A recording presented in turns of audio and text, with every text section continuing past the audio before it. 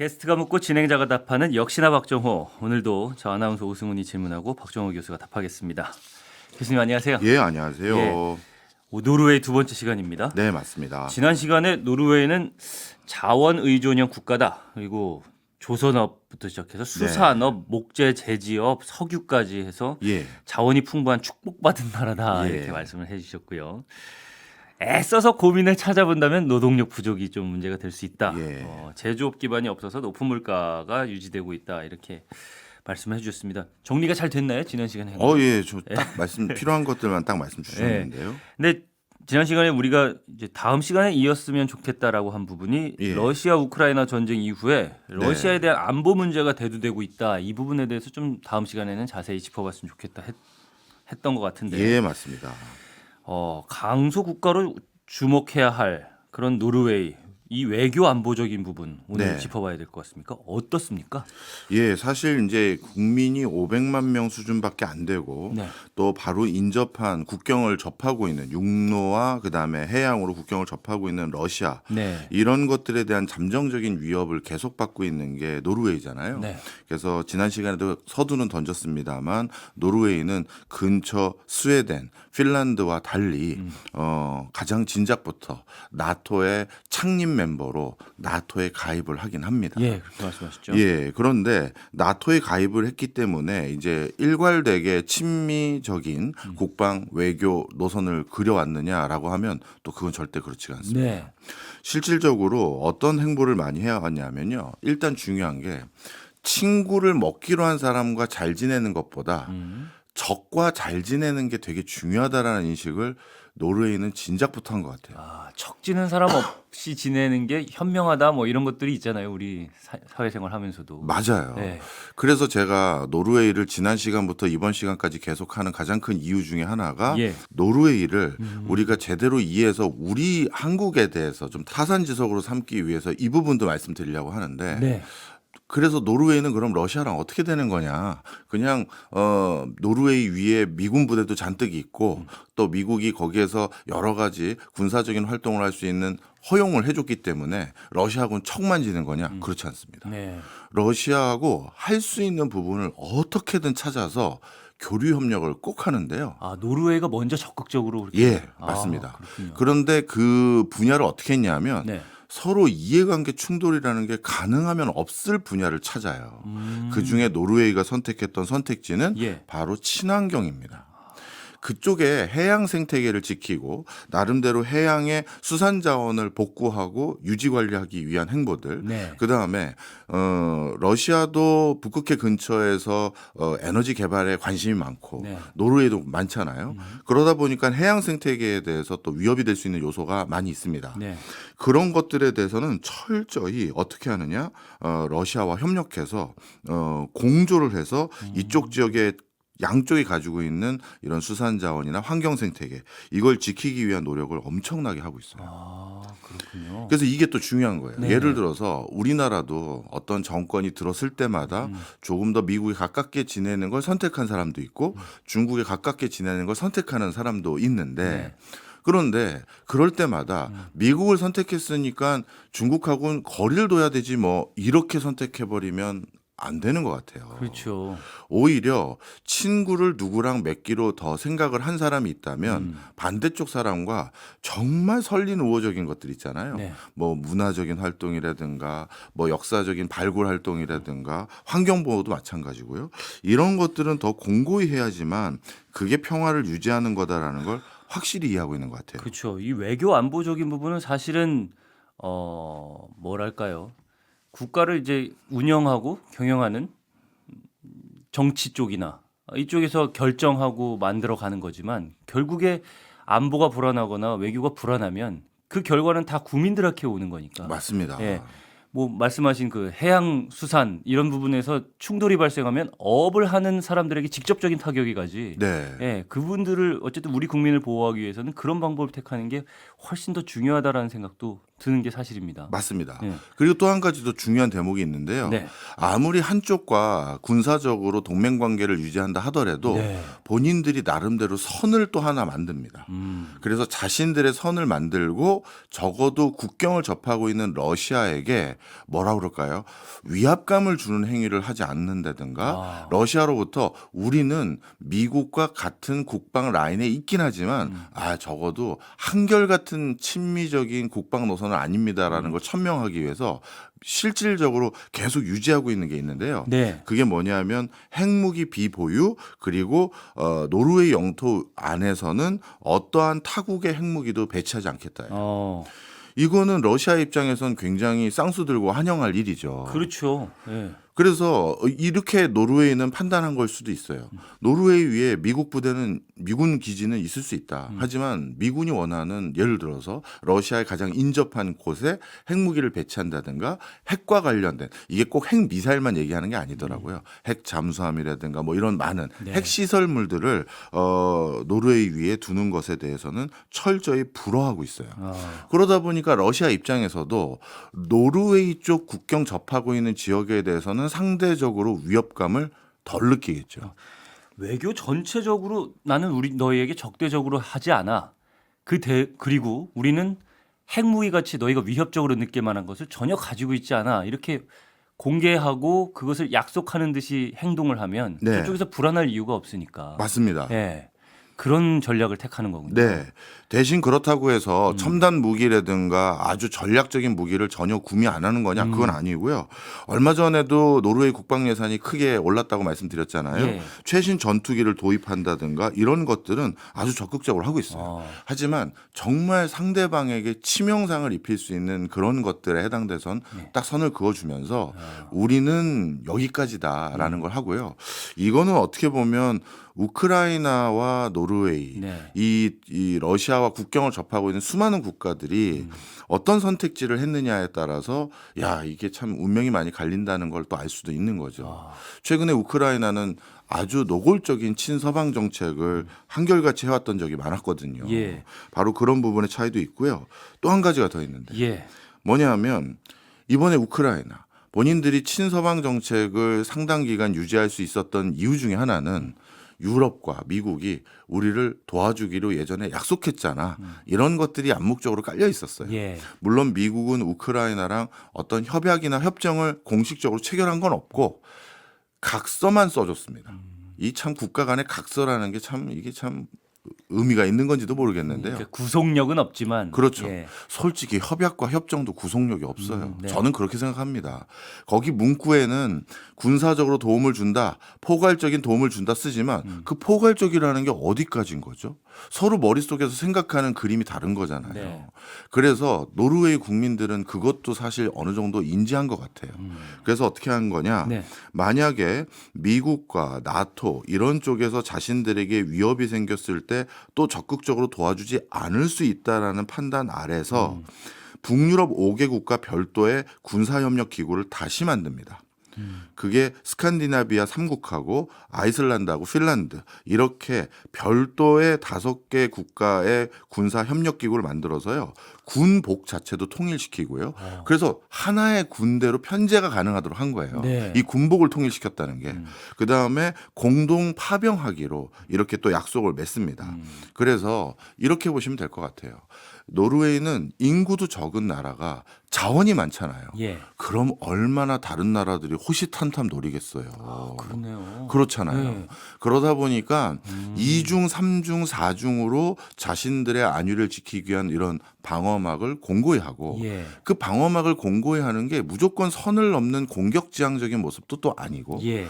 그리고 미국이 제3세계 진영에서 다른 나라를 침공한다든가 이런 일을 하거나 하면 여기에 대해서도 노르웨이는 반드시 난 여기 동의하지 않는다. 이렇게 또 비토를 놔줘요. 네. 그래서 제3세계 국가들에게 가장 원조도 많이 할 뿐만 아니라 그들의 이권의 대변자 역할을 하면서 국제적으로 자신들의 우호적인 분위기를 계속 유지하기 위한 노력을 계속하고 있습니다. 친미라고는 할 수 있지만 기준선에 대해서 명확한 예. 행동을 하고 있고 러시아와도 충돌 위협이라고 느낄 수 있는 저쪽이 느낄 수 있는 부분에 대해서는 최대한 가능성을 낮추고 네. 협력하는 모습까지 보이고 있고. 근데 이 들어보니까 이런 생각이 들어요. 아, 가지고 있는 부를 통한 자신감 아닌가? 네. 그 막대한 부가 있기 때문에 이런 행보들을 자신 있게 갈 수 있는 거 아닐까 하는 생각도 듭니다. 네, 맞습니다. 그럴까요? 예. 그래서 오늘 그 얘기도 좀 드리려고 하는데요. 마침 부 얘기를 해주셨으니까 노르웨이의 그 부를 관리하는 거에 대해서 좀 말씀을 드려야겠네요. 뭐 지난 시간에도 말씀드렸듯이 노르웨이는 그 원래 북해산 유전이 발견되기 전에는 네. 유럽에서 가장 가난한 국가 중에 하나였어요. 그 북해산 유전이 제 기억으로 1969년에 발견이 됐는데 예. 그때 발견된 이후부터는 진짜 말 그대로 뭐 어업 활동하고 있는데 가난하게 누가 뒤에서 뒤통수로 돈다발을 딱 친 그런 상황이 된 거거든요. 비유가 찰떡 같은데. 그래서 유럽에서도 진짜 가장 가난한 그냥 어업 활동에 종사하고 있는 나라가 정말 떼부자가 된 거예요. 이거 지난 시간에 말씀하신 게 기억이 나는 게 어업을 종사를 했는데 이제 그 물고기가 바닥나고, 그렇죠. 예, 목재를 팔아서 재지업을 했는데 이제 네. 나무가 바닥나고 네. 이런 상황이었는데, 예. 근데 석유가 나기 시작하니까 목재를 벨 이유가 없어서 나무가 계속 풍부해지고 그렇죠.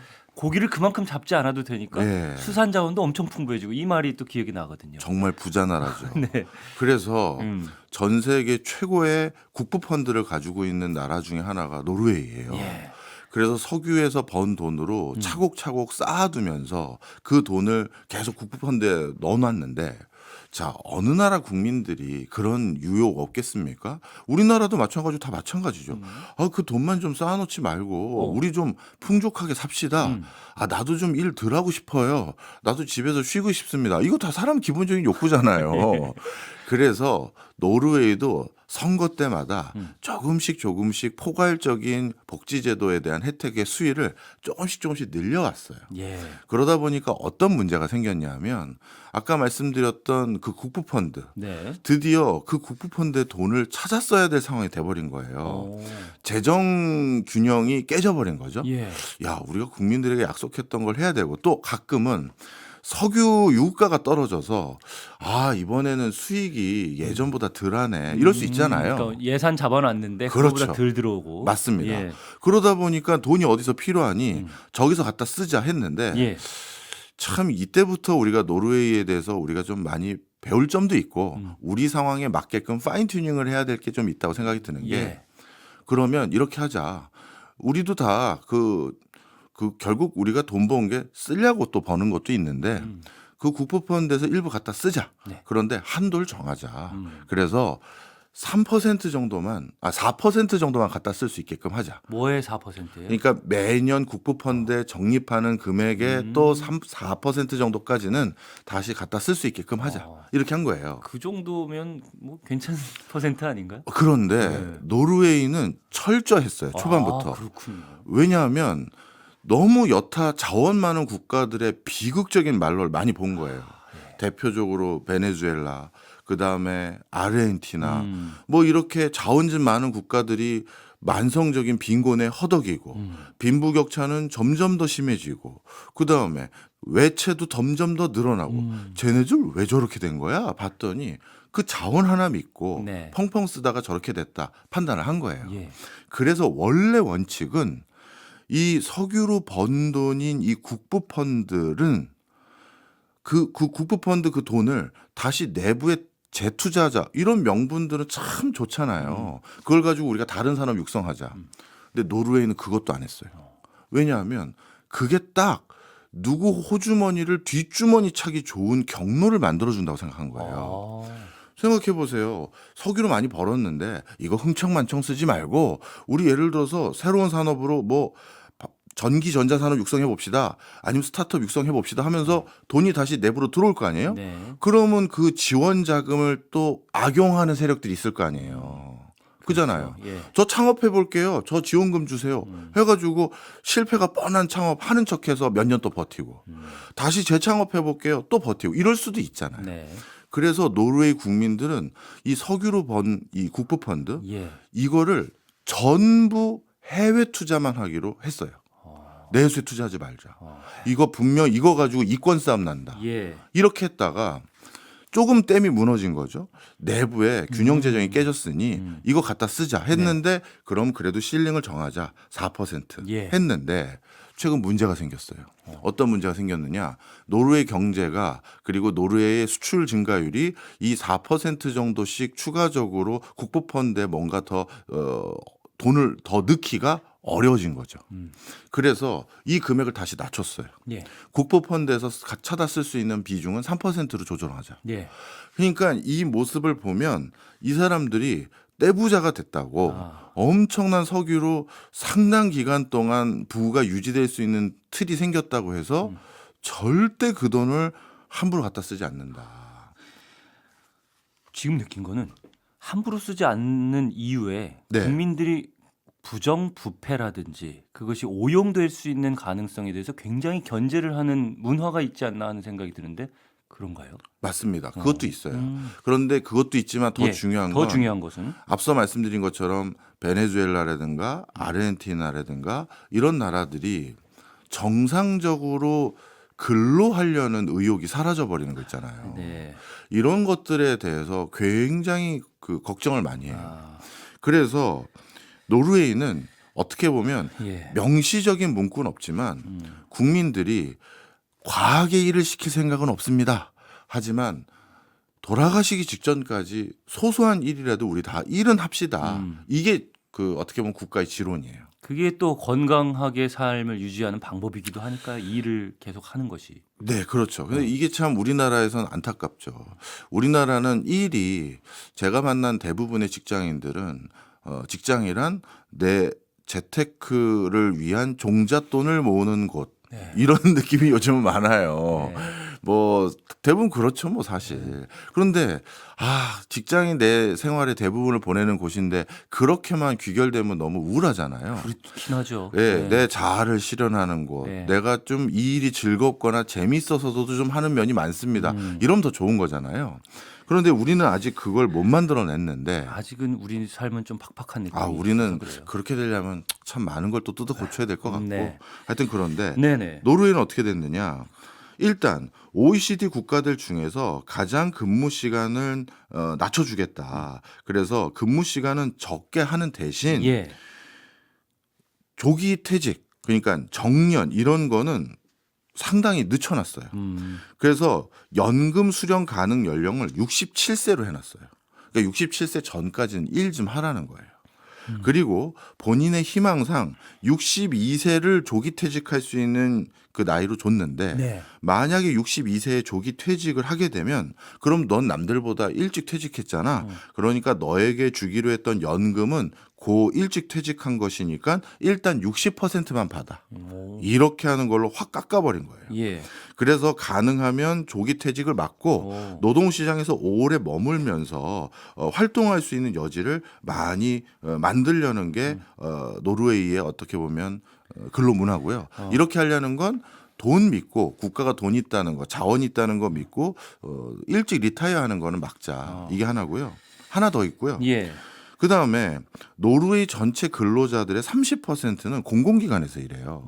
왜냐하면 석유와 관련된 거를 민영 안 한 거잖아요. 네. 국가가 직접 챙기는 거니까요. 네. 그러니까 석유 수출과 관련된 많은 공공기관들이 있고 그거에 대해서 종사하고 있는 분들이 많은데 그래서 전체 근로자의 30%가 공공기관인데 그러다 보니까 공공기관에 일하다 보니까 또 비효율이 있거나 너무 안정적인 직업군에 일하다 보니 조금 느슨한 면이 있을 수도 있잖아요. 그렇죠. 그래서 계속해서 뭘 하냐 하면 공공 부분의 민영화라고 해야 될까요? 예. 시장 경제에 대한 적극적인 도입. 이거를 꾸준히 추진하고 있어요. 그래서 최근에는 우편 서비스라든가 철도 서비스도 예전보다는 자유도를 높여서 뭔가 내부의 시장 경제 원리를 더 도입하려는 움직임을 많이 하고 있죠. 그래서 이런 모습들은 좀 우리도 좀 고민을 해봐야 될 부분이에요. 정리를 해보자면 복지 정책이 어쨌든 조금 굉장히 놀라운 좋은 복지 제도를 가지고 있는데 그것에 그치는 것이 아니라 어쩌면 미래를 대비하는 듯한 그런 복지 정책을 쓰고 네. 있다. 그리고 균형 재정을 굉장히 신경 쓰고 있고 시장 경제를 적극 도입하고 있다. 이런 말씀을 해주신 것 같아요. 다시 외교 쪽으로 돌아가서 예. 예.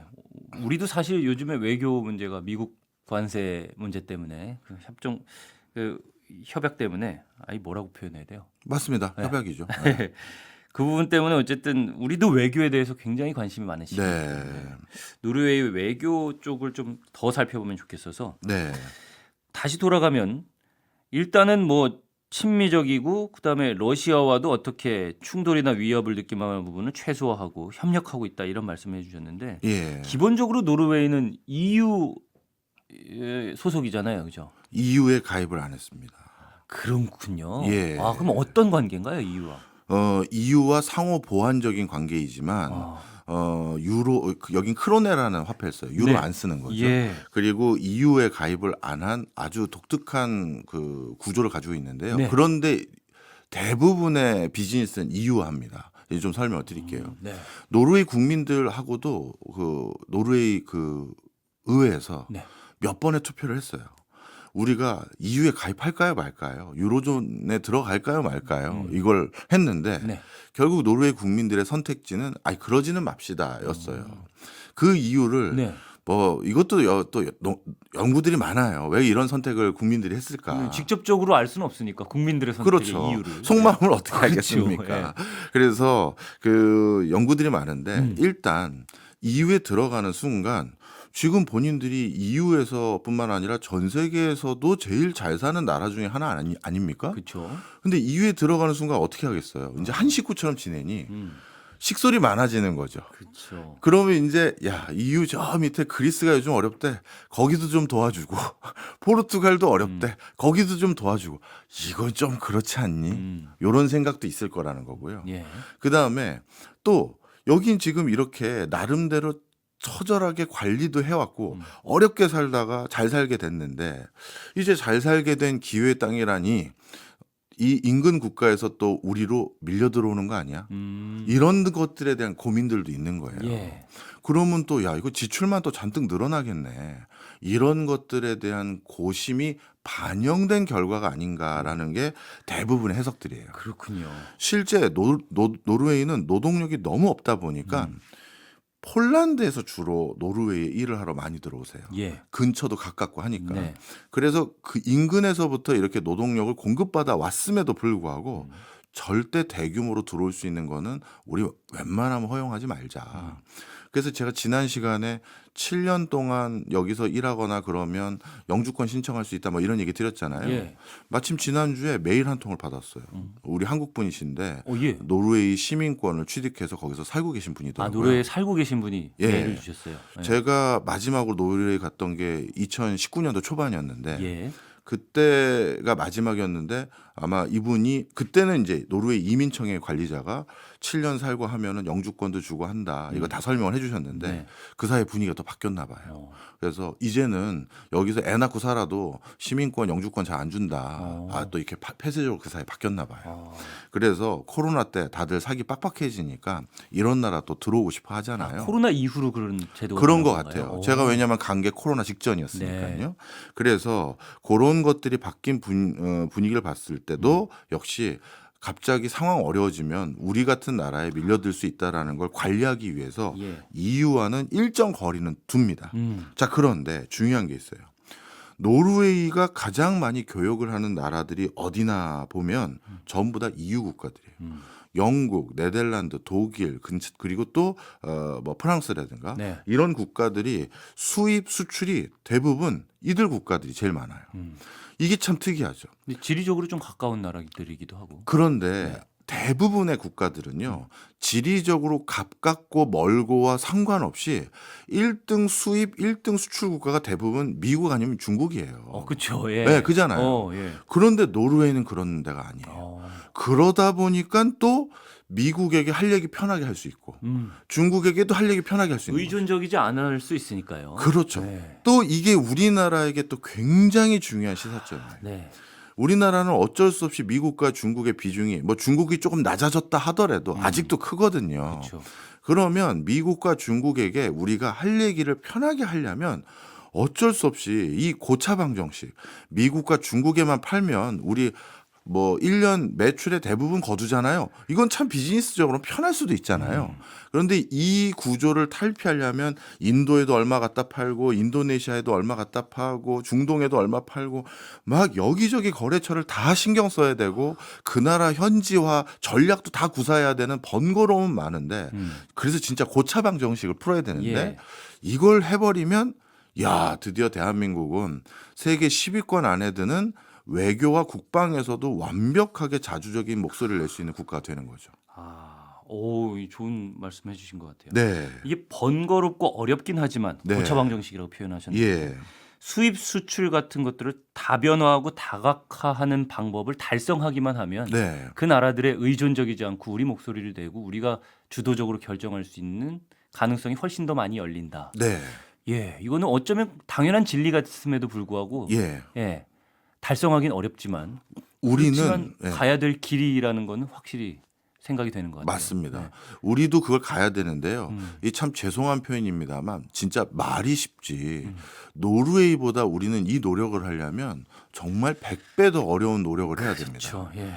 왜냐하면요. 노르웨이는 EU 회원국은 아니지만 EU와 너무 상호 보완적인 관계를 유지하고 있어요. 상호 보완적이요. 예, 대표적으로 설명드리면 예. 노르웨이는 전체 수출의 40%가 석유와 천연가스 유유잖아요. 그거 대부분 EU에다 팝니다. 예.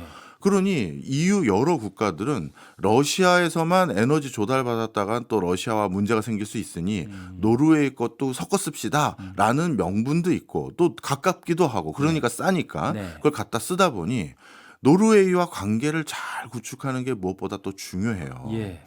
그런데 노르웨이는 인구가 500만 명밖에 안 되다 보니까 본인들이 자체적으로 모든 제조를 다 할 수가 없잖아요. 그러니까 필요한 물건들이 많단 말이에요. 그래서 그 필요한 물건들을 또 노르웨이는 농사 지을 수 있는 땅이 워낙 위쪽에 있다 보니 국토 전체의 3%밖에 안 돼요. 네. 그러니 계속 식량 부족으로 노르웨이 국민들이 다른 데 자꾸 이주 가고 그랬던 게 예전의 역사인데 그러니 먹거리는 또 유럽의 그 비옥한 땅들인 네덜란드, 프랑스, 독일 이런 데서 또 사와야 된단 말이에요. 그렇죠. 그러니까 서로 맞물리는 거죠. 필요성이. 그렇죠. 내가 필요한 걸 상대는 안 가지고 있고, 그렇죠. 가지고 있고, 내가 필요하지, 그러니까 내가 맞춤풍족한 거는 상대가 안 가지고 있고. 맞습니다. 그러다 보니까 얘들하고는 서로 잘 지낼 수밖에 없는 개연성이 더 높아진 거예요. 그러네요. 예. 그래서 노르웨이는 굳이 아주 법적인 구속력을 갖춘 동맹까지 되지 않더라도 거기에 준하는 대우도 받고 서로 발맞춰서 갈 수가 있어요. 예. 그러니 EU라는 든든한 뒷배가 있으니 나 미국 너한테 물건 안 들여와도 먹거리 안 사와도 에너지 안 사와도 나 상관없어 이렇게 얘기할 수 있고 나 중국 너한테 물건 안 사와도 나 다 사올 때 있어 이럴 수가 있으니 예. 이런 어떻게 보면 진정한 자주국방과 외교 노선을 갈 수가 있는데 자 다시 우리나라로 돌아와서 우리나라는 정말 안타깝게 친구가 없어요. 우리나라가 경제적으로 어려워졌다. 갑자기 우리나라가 무역 구조가 어느 한 산업 생태계가 황폐화돼서 뭔가 그건 자체적으로 생산할 수 없는 나라가 됐다 했을 때 어디서부터 조달 받아야 되는데 그 조달 받을 때 그 나라는 또 우리에게 뭔가를 반드시 사가야 되는 구조라면 서로 호혜적으로 의존할 수 있겠죠. 예. 근데 우리나라는 정말 우리나라 아니면 다른 데서 못 구하는 물건들 이런 게 인접 국가들에게 많이 있을까요? 생각보다 없어요. 네. 그러다 보니까 야 한국은 만약에 경제적으로 취약해지거나 부가가치를 만들 수 있는 역량이 사라져 버렸을 때는 노르웨이 같은 상황이 아니라 굉장히 빨리 추락할 가능성도 있어요. 그래서 우리가 해야 될 일은 네. 굉장히 경제적으로 탄탄한 친구들 동맹까지라고 표현 안 하고요. 친구들이 많아야 되는데 그걸 반드시 찾아내야 된다. 근데 일부 학자들은 뭐 과거를 뒤로 하고 일본과 그걸 해보자라고 하시는 분도 계시고 네. 아니다. 아세안하고 붙어야 된다라고 하시는 분도 계시고 아니다. 그래도 미우나 고우나 미국과의 동맹을 더 강화해야 된다라는 여러 의견들이 있는데 네. 하여튼 우리가 절대 혼자만 있어서는 안 된다라는 건 확실해요. 근데 진짜 짧게 생각만 해도 너무 어려울 것 같다는 생각은 들어요. 왜냐하면 노르웨이랑 직접 비교를 하기는 어렵겠지만 너무 처한 환경이 다르기 때문에. 그럼요. 근데 노르웨이 같은 경우는 어쨌든 본인들이 에너지 생산에 있어서는 그들을 충족시킬 수 있는 무기 하나를 가지고 있는 거잖아요. 네. 근데 우리는 뭐 제조업 강국이라고 해도 중국이나 인접 국가들에 비하면 반도체 우리가 발달했다고 해도 대만이 바로 옆에 있고. 그렇죠. 그러니까 이걸 대체할 수 있는 가능성이 있는 국가들이 떠올리면 바로 떠오르는 나라들이 있단 말이죠. 예. 근데 그런 무기를 갖지 않은 우리가 방금 말씀하신 경제적으로 탄탄한 친구를 만들 수 있는 방법을 고안하기가 예. 그게 쉬울까라는 생각이 들거든요. 지금. 그렇죠. 예. 그래서 예. 탄탄한 친구를 만약에 찾기 어려울 때는 반드시 우리가 달성해야 될 것들이 몇 가지가 있는데요. 예. 우리가 자꾸 인공지능, 반도체, 뭐 2차 전지, 전기 자동차 이거는 구조가 뭐냐 하면 돈 많이 벌 수 있는 달리 말하면 고부가가치 산업을 육성해서 예. 그걸로 돈 왕창 벌어서 우리나라 솔직히 흥청망청 석유 쓰거든요. 전기 펑펑 쓰는 나라 중에 하나예요, 솔직히. 이렇게 전기 마음대로 쓰는 1인당 전기 소비량이 이렇게 높은 나라 많지 않아요. 예. 이렇게 전기 쓰는데 쓰는 돈 외국에서 더 많은 거 팔아서 더 비싼 거 팔아서 벌어오자. 지금은 이 구조를 향해서 계속 뛰는 거예요. 전력 질주하는 거예요. 예. 야, 더 작은 반도체 만들어봐. 더 주행거리 높은 전기차 만들어봐. 앞만 보고 뛰어. 이걸 하니 국민들이 필요한 거죠. 그리고 이 초고령 사회에 이걸 계속 할 수 있는지도 솔직히 이제 의구심도 들어요. 네. 네. 저출산에서도 이걸 할 수 있을지. 그럼 어떻게 해야 되느냐? 이거를 그렇다고 절전합시다. 전기 아껴 씁시다. 이것도 사실 진보적인 어떤 그 문명과는 맞지 않아요. 네. 모든 문명은 에너지를 더 많이 쓰고 더 통제하고 더 저장할 수 있는 기술과 맞물려 있어요. 지금 누리고 있는 혜택을 줄여야 한다고 하면 저항도 만만치 않은 그렇죠. 테고요. 예. 맞습니다. 그래서 뭘 해야 되느냐? 네. 노르웨이를 흉내낼 수 있는 방법이 있잖아요. 바로 그 중에 하나가 신재생 에너지예요. 우리는 번 달러 족족 석유 사오거나 에너지 사오는데 천연가스 사오는데 다 쓰거든요. 예. 그 비중을 현격히 낮출 수 있는 대안들을 찾아내야죠. 이제 태양광을 비롯해서 풍력 기술도 생각보다 굉장히 발달되기 시작해서 1kWh씩의 어떤 전력을 생산하는데 들어가는 단가가 국가마다 좀 편차는 있습니다만 이 신재생 에너지가 더 낮기도 해요. 예. 그러다 보니 우리가 이런 것들에 대한 자체적인 에너지 수급 체계에 대해서 훨씬 더 많이 신경을 써야 되고요. 그러면 적어도 에너지 수급 권한을 가지고 우리에게 뭐라 할까요? 좀 협상 카드로 제시하려는 그런 국가들이 또 줄어들 수도 있고 우리가 물건을 팔거나 아니면 교육을 함에 있어서도 너무 수세에 몰리는 상황도 우리가 막을 수가 있겠죠. 그래서 그게 하나 또 가장 중요한 요소라 이렇게 말씀드릴 수 있습니다. 지출을 줄일 수 있는 방법은 에너지에 대한 지출을 줄이는 것이고 네. 그걸로 달성할 수 있는 방법 중 하나는 신재생 에너지를 우리가 직접 개발하고 네. 거기에 투자를 함으로써 네. 그 부분을 에너지 자금률을 좀 높이고 네. 신재생 에너지 또 수출까지 할 수 있으면 네. 그 이 노르웨이와 비슷한 상황으로 갈 수 있는 그런 네. 여지 하나 붙잡을 수 있다라는 말씀이시는데. 네. 그리고 두 번째입니다. 예. 노르웨이 국민들을 보면 소비 패턴이 되게 독특합니다. 일단 네. 1인당 그 재산이 연간 억 단위 이상 들어오는 나라. 야, 부럽잖아요. 네. 평균이 그러니까. 그러니까 모두 국민이 억대 연봉자들이잖아요. 네. 그런 국민들이면 네. 어떤 소비 패턴이 있을까? 저도 궁금했거든요. 어. 그래서 지금 마지막에 갔었을 땐 노르웨이 한 그 가정집도 직접 방문해서 네. 그 공무원분이셨는데 직접 그 집에서 식사도 하고 집안 구경도 시켜주셨어요. 네. 그리고 이제 노르웨이 전체 소비 패턴도 설명해 주셨는데 네. 크게 둘로 갈립니다. 예. 어떻게 보면 오래 쓰는 물건들, 달리 말하면 우리가 내구재라고 하죠. 내구재에 대해서는 가격만 중요시 여기는 게 아니라 품질 또는 브랜드도 봐요. 여기서 조심해야 될 게 오해하시면 안 되는 게 명품을 산다는 의미가 아니에요. 예를 들어서 내구재는 그분들의 소비 패턴 특성이 뭐냐면 좋은 거 한번 사서 길게 쓰자 이거예요. 내구재는 내구성 있는 걸로 사자. 그렇죠. 예. 그러면 이게 좋은 건지 그래서 품질이 좋아서 오래 쓰면서도 튼튼하고 그래도 내가 만족할 수 있는 제품인지 확인하는 방법들 중에는 또 그런 제품들이 대부분 브랜드가 좋기도 하잖아요. 그렇죠. 아주 명품을 말하는 게 아닙니다. 하여튼 그래서 그런 브랜드네 이게 그런 좋은 내구재네 이렇게 인증된 건 비싼 거라도 삽니다. 그리고 특성이 진짜 오래 쓰세요. 네. 우리는 이사 가거나 뭐 하거나 하면 다 버리고 다시 사잖아요. 그런 거는 많지 않아요. 오래 쓰세요. 자, 그런데 일반적인 소비재 있죠. 소모품들 네. 이런 건 1년 쓰다가 버리거나 또 쓰다가 뭐 버리는 거. 이거는 가격에 대해서 굉장히 민감들하세요. 그래요. 예. 그러니까 돈 좀 있다고 국민 전체가 억대 연봉자라고 그냥 한번 써봅시다 이런 건 아니고 굉장히 깐깐한 소비자들. 네. 이게 더 싼 게 있는지 없는지 확인해요. 자, 그래서 요지는 뭐냐 하면 그리고 그 제일 중요한 걸 예. 얘기 안 드렸네요.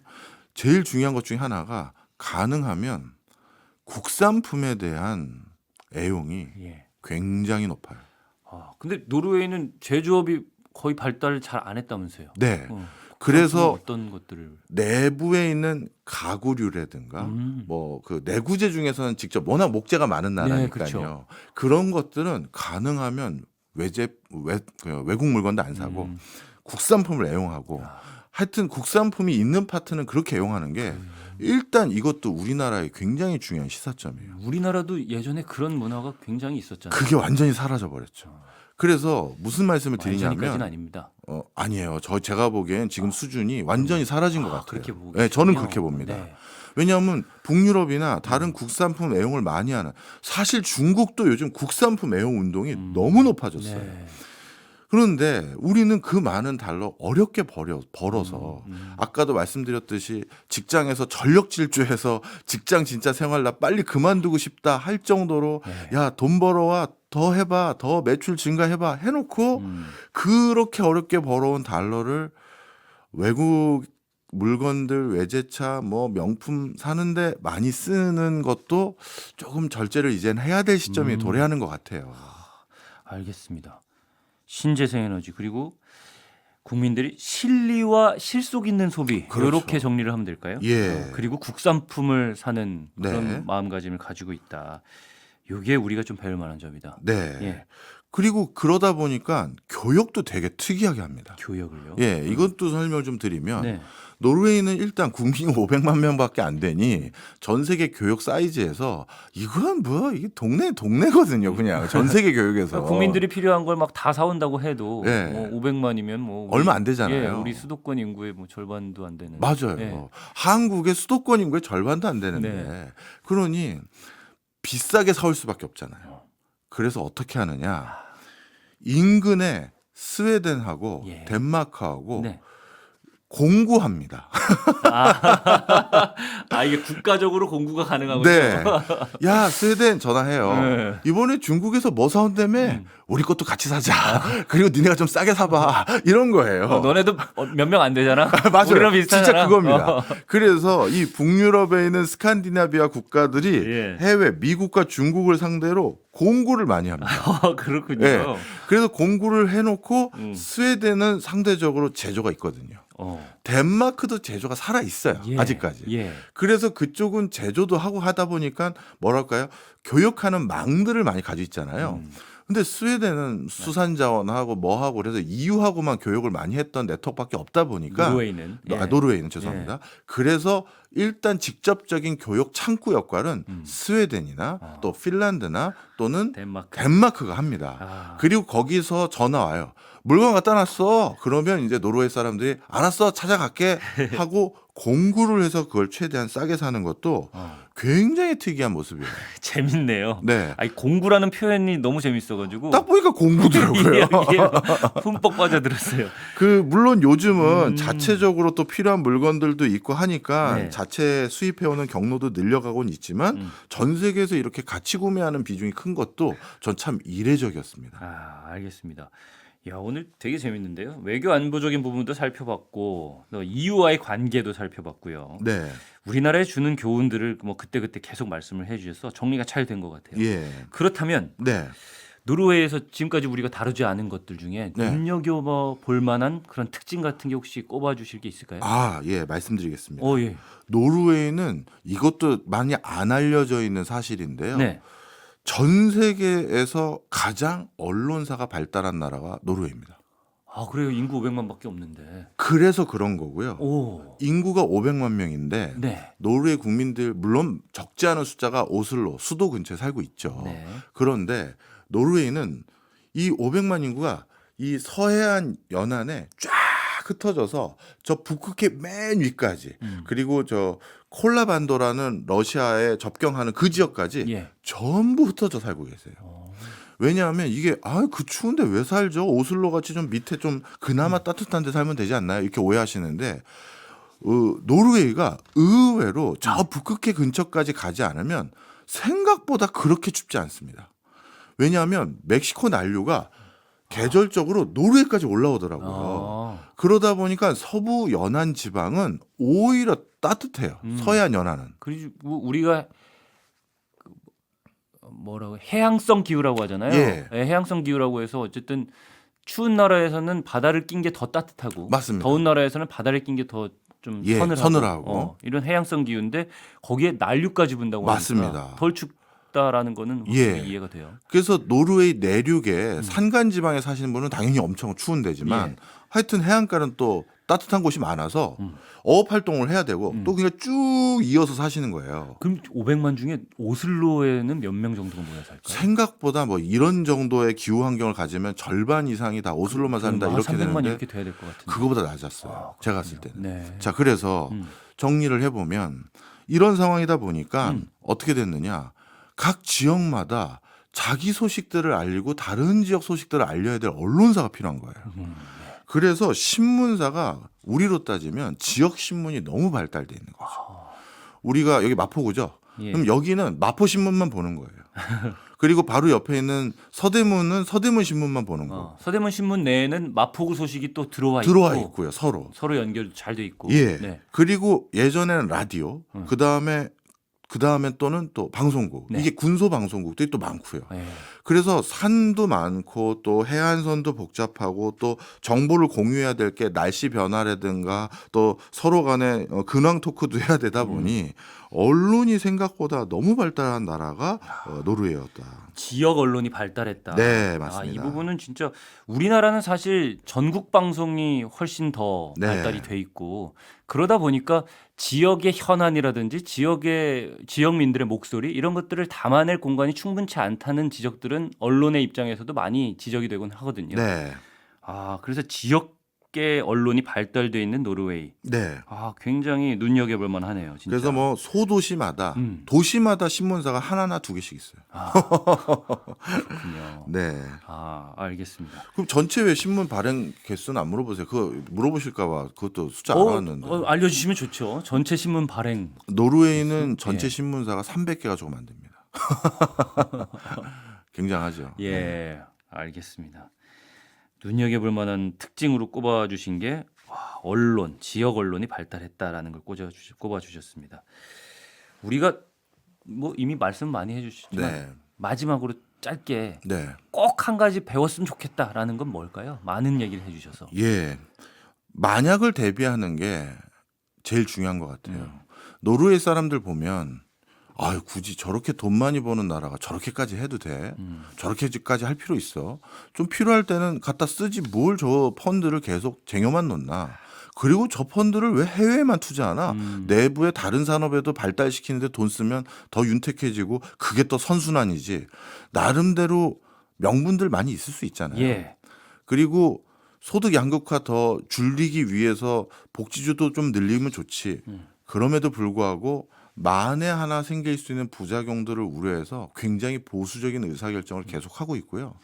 그러다 보니까 전 세계에서 자원 강국 중에 유일하게 전 세계 10등 안에 있는 부자 나라들 중에 하나가 노르웨이고 그게 지속 가능한 나라가 유일하게 노르웨이로 보이는 이유가 거기 있어요. 만약을 대비하는. 네. 알겠습니다. 그리고 네. 인구 500만이 안 되는 500만 수준밖에 안 되는 국가가 거의 완벽한 자주국방을 하고 있는 나라. 강대국과 국경을 접하고 있지만 자기 목소리를 확실히 낼 수 있는 나라가 또 노르웨이인 거. 이것도 우리가 여러 가지를 배워야겠죠. 알겠습니다. 오늘 노르웨이로 떠나봤는데 두 번째 시간이었는데 오늘도 너무 즐겁게 잘 들었습니다. 네. 저는 또 다음 주에 찾아오겠습니다. 고맙습니다. 감사합니다.